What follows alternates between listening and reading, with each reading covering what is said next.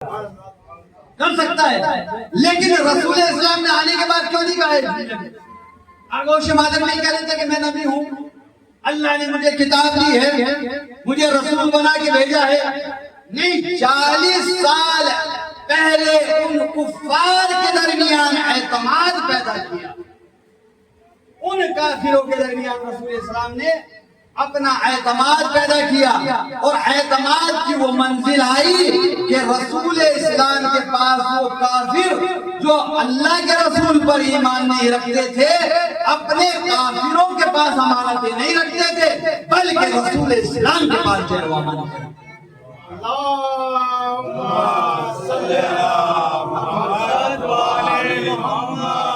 یعنی امانتیں رکھ کے یہ بتانا چاہ رہے تھے کہ دیکھو ہم اس بندے کو صادق بھی مانتے ہیں، امین بھی مانتے ہیں، سچا بھی مانتے ہیں، امانت دار بھی مانتے ہیں۔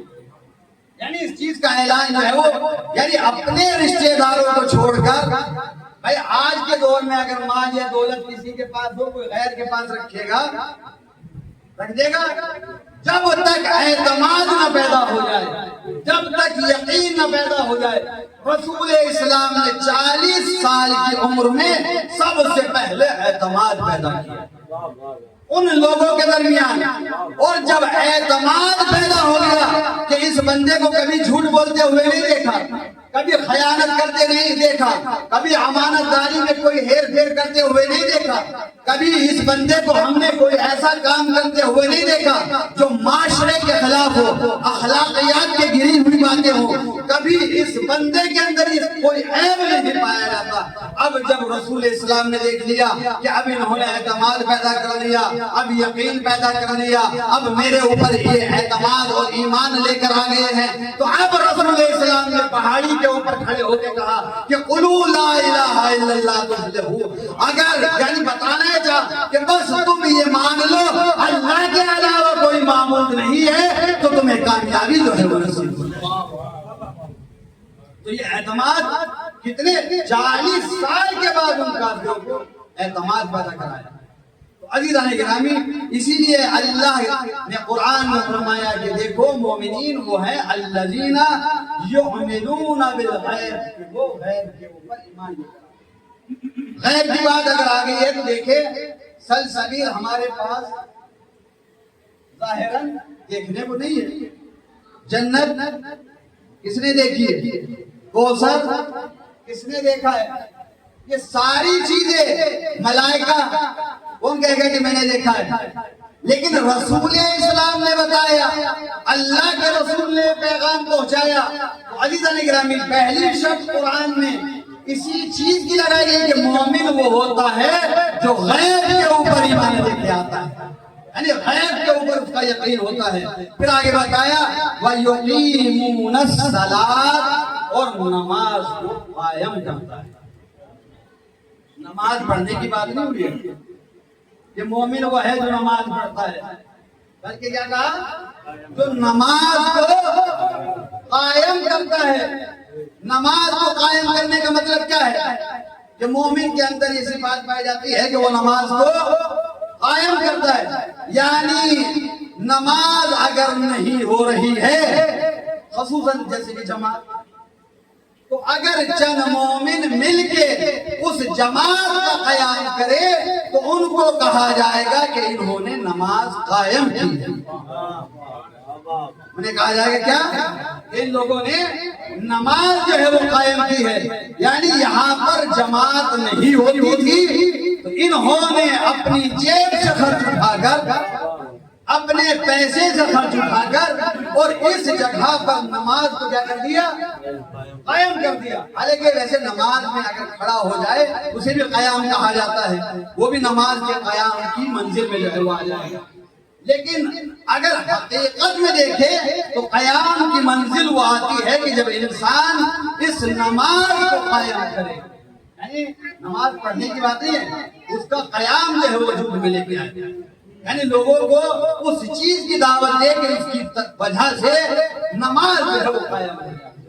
تو مومن کی پہچان یہ ہے کہ وہ غیب پر ایمان لے کر آتا ہے اور اس کے ساتھ ساتھ یقیمون الصلاۃ، وہ نماز کو قائم کرتا ہے۔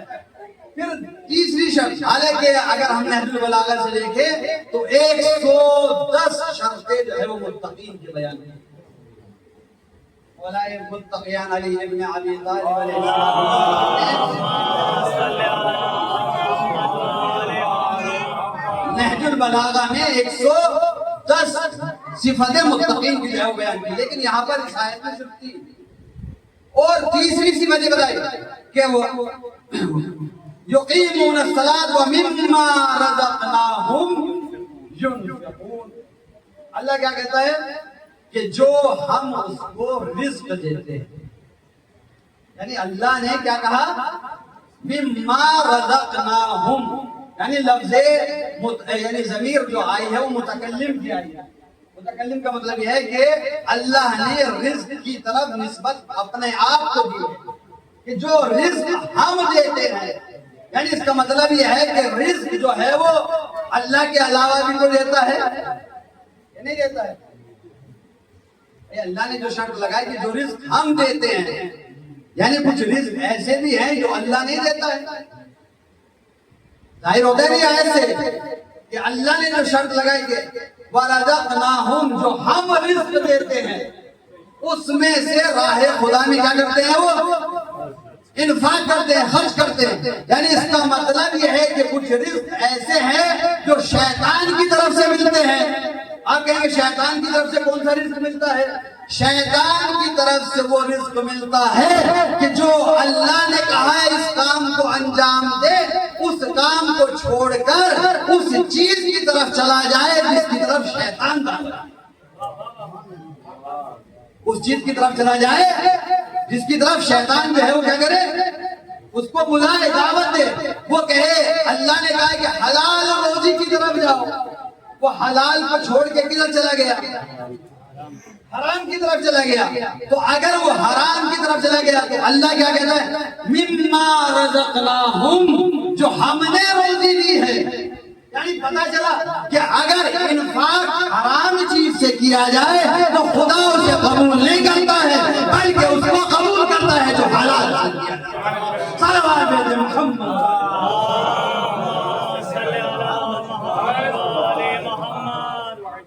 یعنی حرام رزق سے کچھ بھی انسان کرتا ہے، وہ اپنے آپ کو دنیا میں تو کہلوا سکتا ہے کہ میں یہ کام کرتا ہوں، لیکن اللہ کے یہاں کوئی اس کی مقبولیت نہیں پائی جاتی ہے۔ اللہ کے یہاں مقبولیت اس کی پائی جاتی ہے مما رزقناہم، جو ہم نے رزق دیا ہے، یعنی حلال رزق جو اسے ملا ہے اس میں سے راہ خدا میں جو ہے وہ خرچ کرے۔ اسی لیے عزیزان گرامی، جو اللہ نے رزق دیا ہے اس کے بارے میں اللہ نے اس قرآن میں جو ہے وہ ارشاد فرما دیا۔ اب حدیث سن لیں کہ حدیث میں کیا وارد ہوا ہے۔ امام فرماتے ہیں کہ اگر انسان حرام کی طرف جاتا ہے تو حرام کے بارے میں رسول اسلام یا دوسرے ائمہ جو ہیں وہ کیا حدیث فرماتے ہیں، کیا ان کا اقوال پائے جاتے ہیں۔ ارشاد ہے ترک لقمت حرام، یعنی حرام لقمے کا چھوڑنا، ترک لقمت حرام احب الی اللہ، اللہ کے نزدیک یعنی اللہ اس کو سب سے زیادہ پسند کرتا ہے جو لقمہ حرام کو کیا کر دے، چھوڑ دے۔ کتنا پسند کرتا ہے اللہ اس چیز کو کہ کہتے ہیں ترک لقمت الحرام احب الی اللہ من الف رکعۃ تطوعا، کہ اگر کوئی انسان لقمت حرام کو چھوڑ دے تو 1000 رکعت نماز پڑھنے سے بہتر ہے کہ اس لقمہ حرام کو انسان جو ہے وہ حق یعنی 1000 رکعت نماز پڑھے اس کا اتنا ثواب نہیں ملے گا جتنا ثواب ایک لقمہ حرام کو چھوڑنے کا ہے۔ عزیزان گرامی، انسان غور و فکر کرے اس چیز میں، مجلس زیادہ برپا کرے یا گھر میں کوئی دوسری چیزیں انجام دے، لیکن اس میں غور کریں کہ کہیں اس میں کوئی حرام تو نہیں ملا۔ کسی حرام کے ذریعے سے تو ہم کوئی کام انجام نہیں دے رہے. اگر حرام کے ذریعے سے انجام دے رہے ہیں تو اللہ کی بارگاہ میں قابل مقبول نہیں ہے. اللہ ایسی انفاق کو جو ہے وہ پسند نہیں کرتا ہے. تو عزیزان گرامی، اسی طریقے سے رسول اسلام امام جعفر صادق علیہ السلام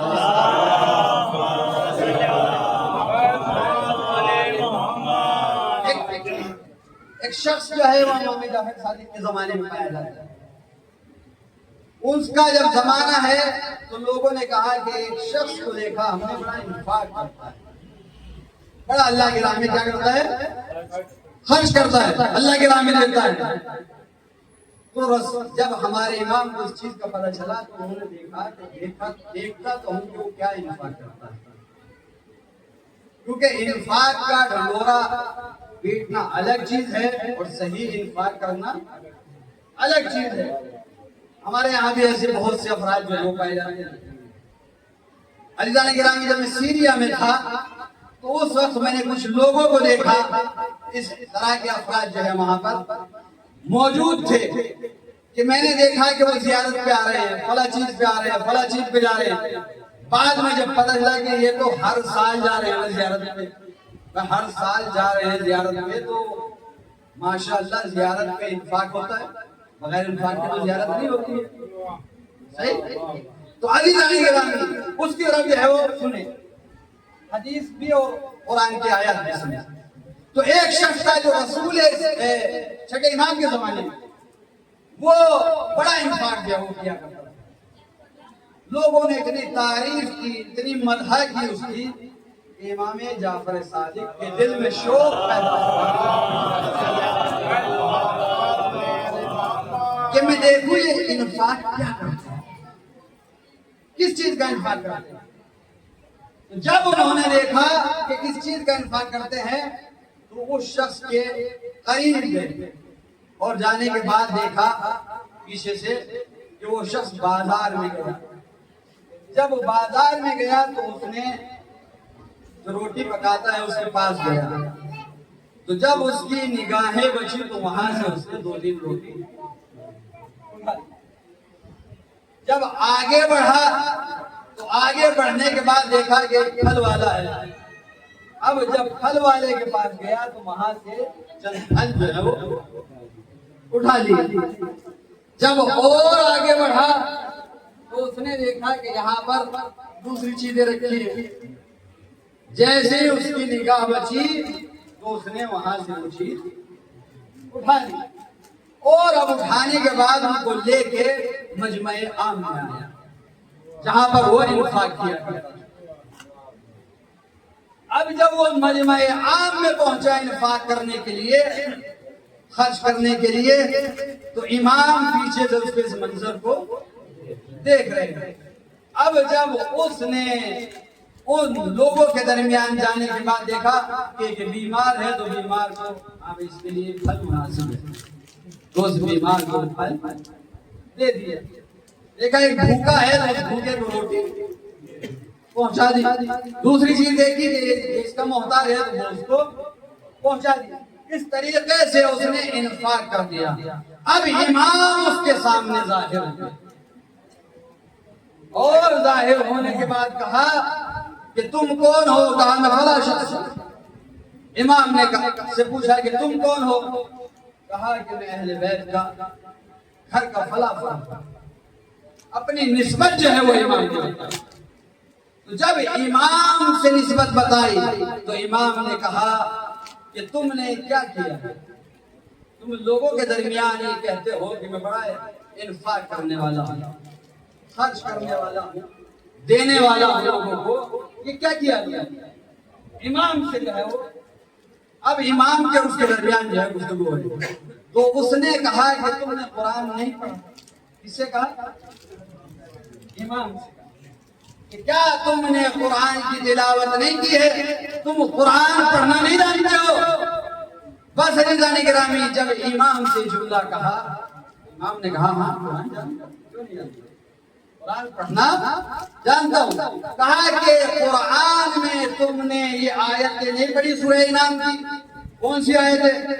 من جاء بالحسنۃ فلہ عشر امثالہا، کہ جو ایک نیکی انجام دیتا ہے تو خداوند عالم اس کے عوض میں 10 نیکیاں اس کے نامہ اعمال میں، جو ایک نیکی جو ہے وہ انجام دیتا ہے۔ وَمَنْ جَاءَ بِالسَّيِّئَةِ، اور اگر وہ ایک برائی کرتا ہے تو خداوند عالم اس کے نامہ اعمال میں اس برائی کے بدلے میں ایک ہی گناہ لکھ دیتا ہے۔ جب اس آیت کی جو ہے وہ امام کے سامنے سے تلاوت کی تو کیونکہ امام تو ناطق قرآن ہے، یہ وہ افراد ہیں کہ جنہوں نے اہل بیت کے علاوہ دوسروں سے قرآن لیا ہے، جنہوں نے کہا حسبنا کتاب اللہ، اللہ کی کتاب ہمارے لیے کافی ہے۔ تو جب ایسے افراد قرآن کو پڑھیں گے تو ایسا ہی نتیجہ جو ہے سامنے آئے گا، ایسی باتیں جو ہے ان کے سامنے آئیں گی۔ کہا کہ اب حساب لگاؤ کہ میں نے 3 چیزیں چرائی تو گناہ کتنا ہوا؟ 3 ہوئے، کیونکہ جتنا کرے گا اتنا ہی اس کو ملے گا۔ میں نے 3 گناہ کیے تو 3 نامہ اعمال میرے لکھے گئے۔ لیکن حسنہ کی اور نیکی کے بارے میں کیا فرمایا قرآن نے؟ کہ جس نے ایک نیکی انجام دی تو اس کے نامہ اعمال میں 10 جو ہے وہ لکھے جائیں گے۔ تو میں نے 3 اچھے کام کیے تو 3 کے بدلے میں مجھے کتنے ملے؟ 30 جو ہے وہ ملے گئے، 30 نامہ اعمال میں وہ لکھے گئے۔ تو اب اگر 3 کو گھٹا دے تو 27 نیکیاں تو میرے نامہ اعمال میں ہے وہ موجود ہے۔ صحیح؟ تو اب امام نے کہا کہ تم نے قرآن کی صرف یہی آیت پڑھی ہے، کیونکہ اس نے قرآن سے جواب دیا تھا امام کو، تو امام نے بھی کس چیز سے جواب دیا؟ قرآن سے جو ہے وہ جواب دیا۔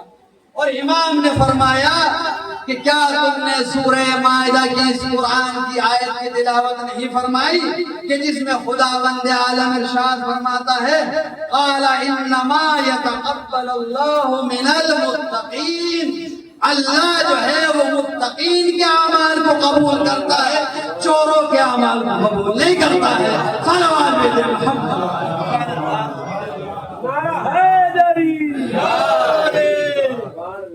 تو عزیزان گرامی، یعنی خداوند عالم چوروں کے اعمال کو قبول نہیں کرتا ہے، متقین کے اعمال کو قبول کرتا ہے، اور متقین کا تقویٰ اسی کے اندر پایا جائے گا جو چوری نہیں کرتا ہے۔ اس کا مطلب جو ہے تقوی کی منزل سے تو پہلے پاری ہو گئی ہے، تو اس کا مطلب جو ہے جب متقی نہیں رہا تو اب نیکیاں تیرے اعمال میں کہاں سے آ جائے گی؟ کیونکہ متقین کے اعمال کو خداوند عالم قبول کرتا ہے۔ تو اب کوئی نیکی تیرے نامہ اعمال میں نہیں پہنچی ہے، بلکہ صرف 3 گناہ جو ہے تیرے نامہ اعمال میں لکھے گئے۔ تو عزیزان گرامی، حالانکہ وقت میں گنجائش نہیں ہے، تو عزیزان گرامی ہم توجہ دیں کہ کوئی بھی اگر کام دینے سے پہلے وہ اپنے اس مال کے اوپر غور و فکر کریں کہ مال حلال ہے یا مال حرام ہے۔ اللہ کے نام پہ، رسول کے نام پہ، قرآن کے نام پہ، نماز کے نام پہ، کسی بھی عنوان پر آپ جو ہے وہ ساری چیزیں ادا کرتے ہو، لیکن اگر متقین ہے، مال حلال ہے تو اللہ کی بارگاہ میں وہ قبول و مقبول ہے، اور اگر مال حرام ہے چاہے پوری دنیا جو ہے وہ لٹا دینا کوئی فائدہ ملنے والا نہیں ہے۔ عزیزان گرامی، آج کی تاریخ ایک بڑی غم کی تاریخ، یہ وہ ایام ہے کہ اہل بیت کا قافلہ سفر میں۔ عزیزان گرامی، کل سے آپ مسائل سن رہے ہیں، عجیب منزل ہے۔ ابھی ہمارے ارمان صاحب سفر پہ جانے والے ہیں، اور سفر میں مشقت جو ہے وہ منزل آتی ہے، یعنی نجف سے کربلا تک لوگ پیدل جاتے ہیں، اور 3 یا 4 دن یا 5 دن میں اس سفر کو جو ہے وہ مکمل کرتے ہیں۔ اور جب اس سفر کو مکمل کرتے ہیں تو ہمارے چلنے والے ظاہروں کے پیروں پر ورم آ جاتا ہے، پیروں میں چھاجے پڑ جاتے ہیں، اس کے باوجود پڑ جاتا ہے کہ جب قدم قدم بنے ہوئے آس پاس میں قریب فاصلے پر کھانے کا بھی انتظام ہے، پینے کا بھی انتظام ہے، اور بھی دوسرے اگر کسی کے پیر میں درد ہو جاتا ہے تو دوائی کا بھی انتظام ہے، ڈاکٹروں کا بھی انتظام ہے، لیکن ہائے رہے صرف تصور شرط ہے مسائل میں، مجھے کچھ نہیں کہنا، صرف تصور کریں، اپنے آپ کو کربلا میں لے کے جائیں اور اہل حرم سے اپنے آپ کو شباہت دیں اس منزل کو اور اس راستے کو۔ عزیزان گرامی، ہم 5 دن کا سفر کرتے ہیں تو 5 دن کے سفر میں پیروں میں چھاجے پڑ جاتے ہیں، پیروں میں ورم آ جاتا ہے، لیکن کوئی سکینہ سے کہ سکینہ کی کیا کیفیت ہے؟ کوئی جناب محمد باقر سے پوچھے کہ وہ جب چلتے تھے تو چلنے میں کیا کیفیت تھی؟ کوئی زینب سے پوچھے کہ جہاں نہ پانی کا انتظام ہے، نہ کھانے کا انتظام ہے، نہ کوئی سہارا دینے والا ہے، نہ کوئی دوا دینے والا ہے، ایسی کیفیت میں ان لوگوں نے کیسے سفر کیا؟ عزیزو، پہلے سفر کو یہ قافلہ شام میں داخل ہوتا ہے، لیکن شام میں اور کوفہ میں کچھ فرق محسوس ہوتا ہے۔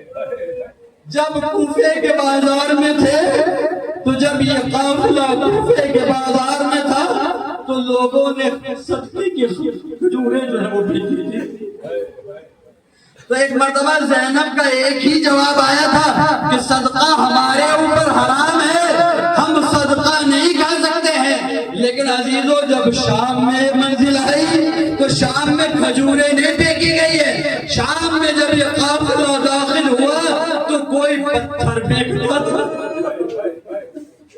کوئی انگارے جو ہے وہ اوپر سے پھینکتا تھا، ارے کوئی اگر کچھ نہ تھا تو اگر اپنی جھولیوں میں پتھر بھرے ہوئے تھے وہ پتھر اہل بیت کے اوپر مارتا تھا، اور اس حالت میں وہ پتھر مارے جاتے تھے کہ رسن میں ہاتھ بندھے ہوئے تھے۔ عزیزو، جب ہاتھ بندھے ہوئے ہو اور کوئی چیز کسی کے اوپر ماری جائے تو وہ اپنا بچاؤ کیسے کرے گا؟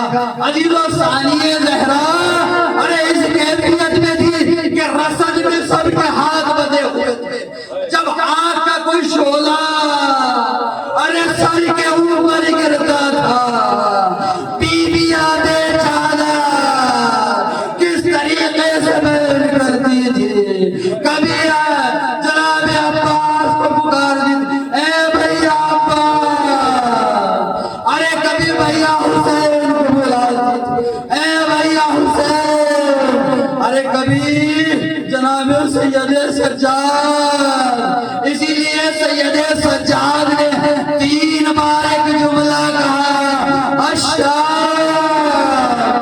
الشام الشام، ارے شاید سید سجاد لفظ شام سے بتانا چاہتے ہیں کہ ہائے بازار شام میں وہ ظلم ہوئے، 3 بار جو کہا ہے امام سجاد نے، اسی لیے اس کو یاد کیا ہوگا، کبھی بازار شام کو یاد کر کے روئے ہوگا، ارے کبھی دربار شام کو یاد کر کے رویا ہوگا ہمارا امام، ارے کبھی بازار شام کے ساتھ زندان شام کو یاد کیا ہوگا کہ ہائے وہ زندان شام کہ جس میں سکینہ اس دنیا سے رخصت ہو گئی، ہائے سید سجاد ہاتھوں میں ہتھکڑیاں ہیں، پیروں میں بیڑیاں ہیں، کس طریقے سے ارے اس یتیمہ کا جنازہ سید سجاد نے اٹھایا ہوگا، نہ کوئی دفن کرنے والا ساتھ میں ہے۔ عزیزو، جب قبر کے کنارے آئے تو ایک ہی جملہ کہا، اے بابا ارے اپنی امانت لے لیجیے، ہائے ارے اس امانت کو جب حوالے گرا تھا تو صحیح سالم تھی، اب کانوں سے خون جاری۔